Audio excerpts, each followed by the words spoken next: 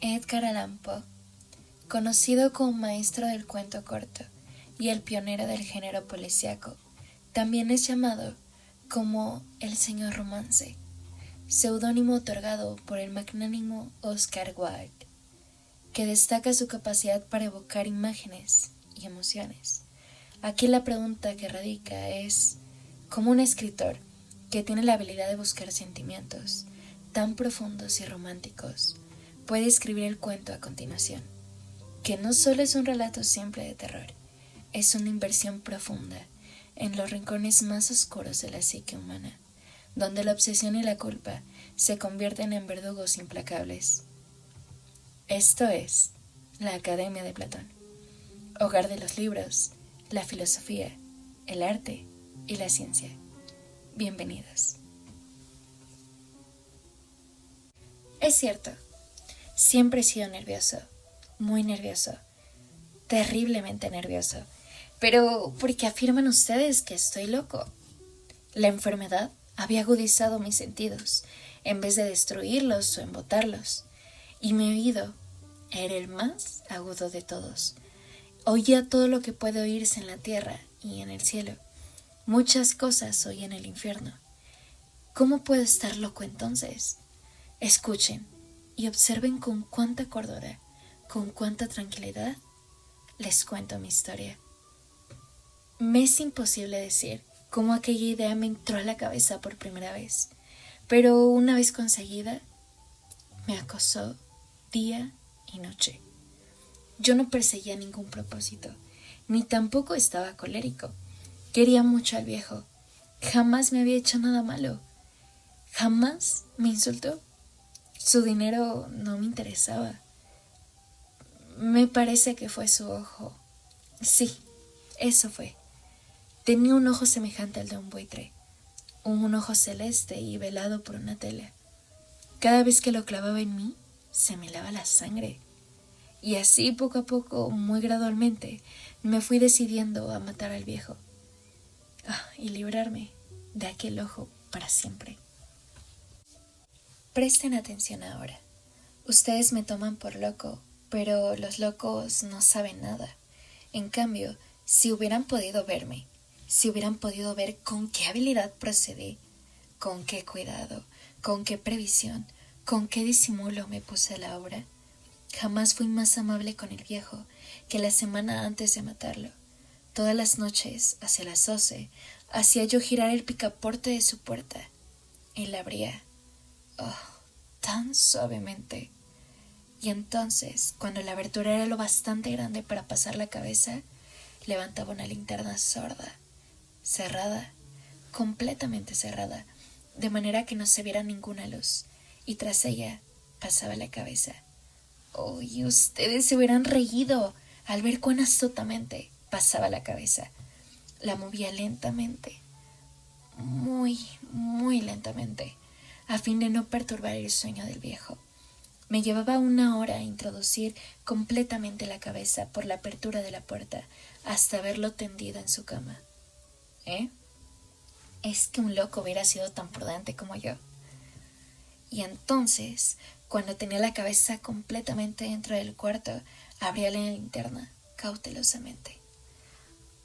Tan cautelosamente.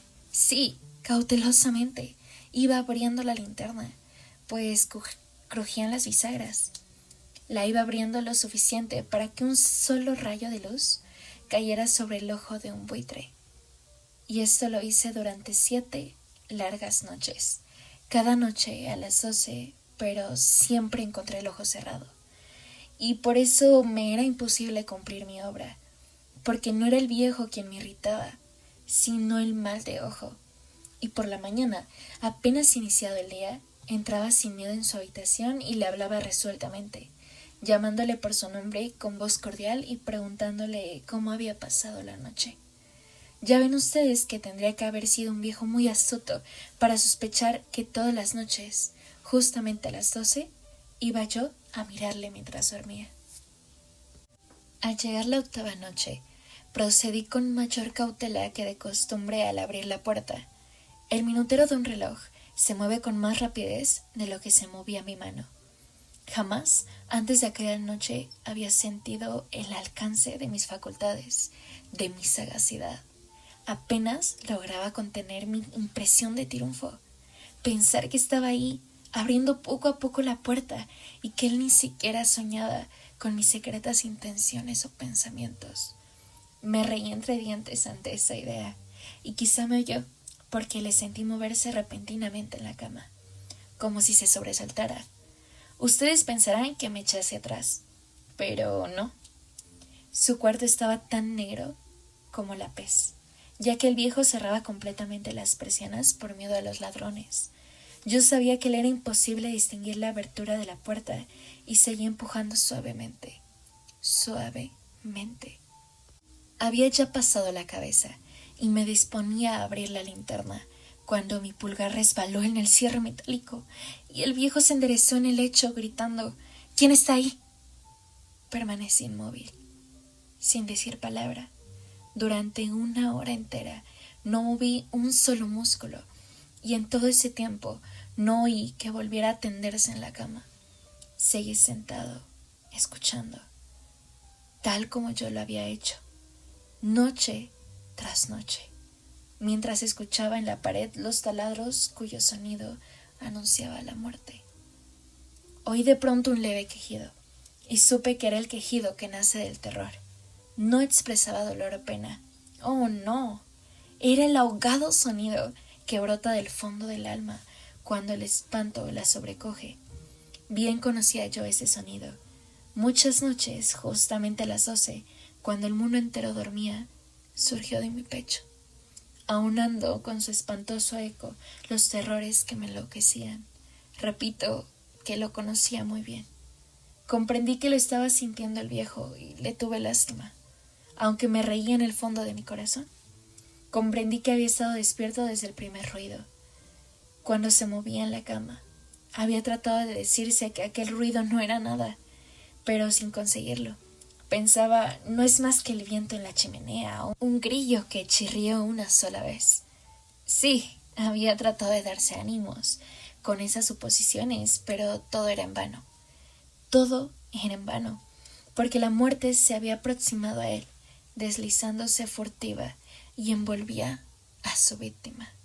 Y la fúnebre influencia de aquella sombra imperceptible era la que le movía a sentir, aunque no podía verla ni oírla, a sentir la presencia de mi cabeza dentro de la habitación.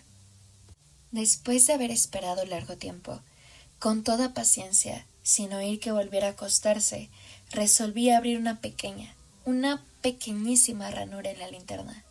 Así lo hice. No pueden imaginarse con qué cuidado, con qué inmenso cuidado, hasta que un fino rayo de luz, semejante al hilo de una araña, brotó de la ranura y cayó de lleno sobre el ojo de buitre. Estaba abierto de par en par, y yo empecé a enfurecerme mientras le miraba. Le vi con toda claridad, de una sola apagado y con aquella horrible tela que me lava hasta el tuétano. Pero no podía ver nada de la cara o del cuerpo del viejo, pues como movido por un instinto, había orientado el haz de luz exactamente hacia el punto maldito.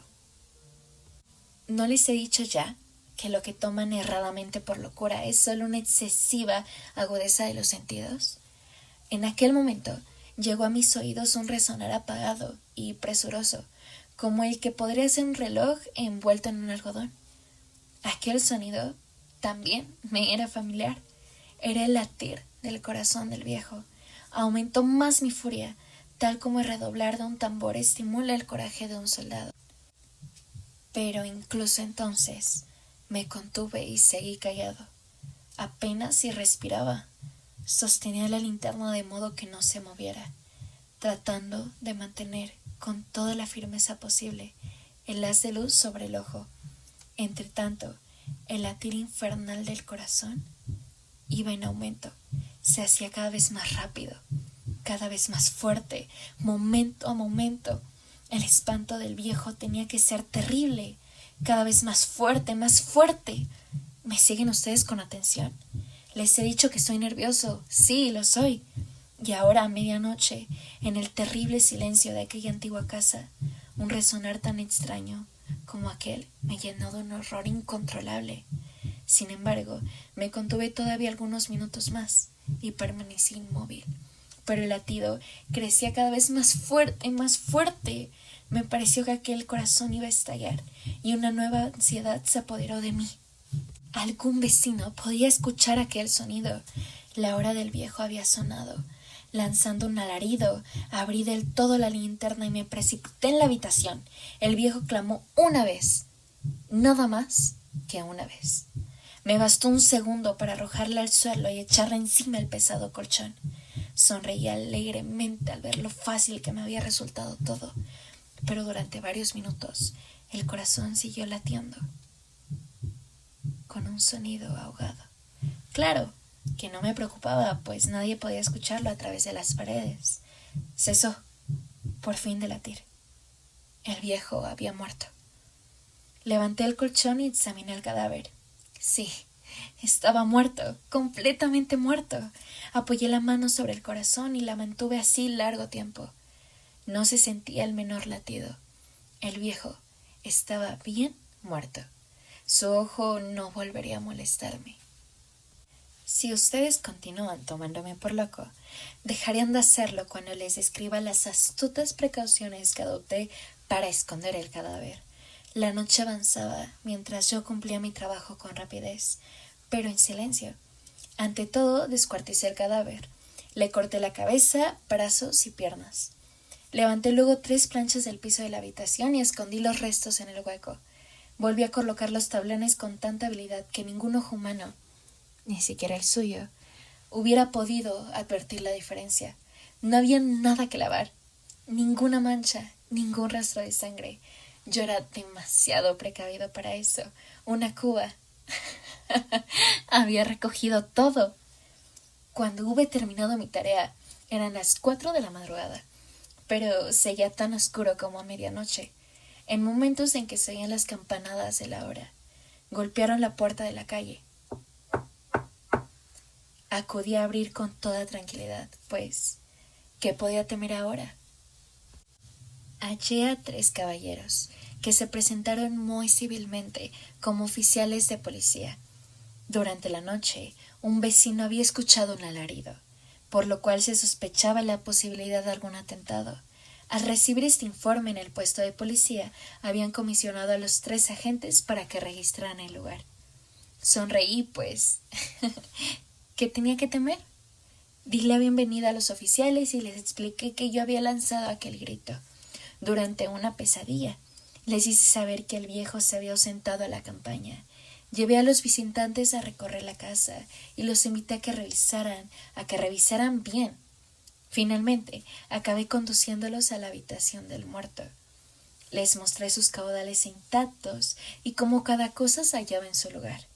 En el entusiasmo de mis confidencias, traje sillas a la habitación y pedí a los 3 caballeros que descansaran allí, de su fatiga, mientras yo mismo, con la audacia de mi perfecto triunfo, colocaba mi silla en el exacto punto bajo el cual reposaba el cadáver de mi víctima. Los oficiales se sentían satisfechos. Mis modales los habían convencido. Por mi parte, me hallaba perfectamente cómodo. Sentáronse y hablaron de cosas comunes, mientras yo les contestaba con animación. Mas al cabo de un rato, empecé a notar que me ponía pálido y deseé que se marcharan. Me dolía la cabeza y creía percibir un zumbido en los oídos. Pero los policías continuaban sentados y charlando.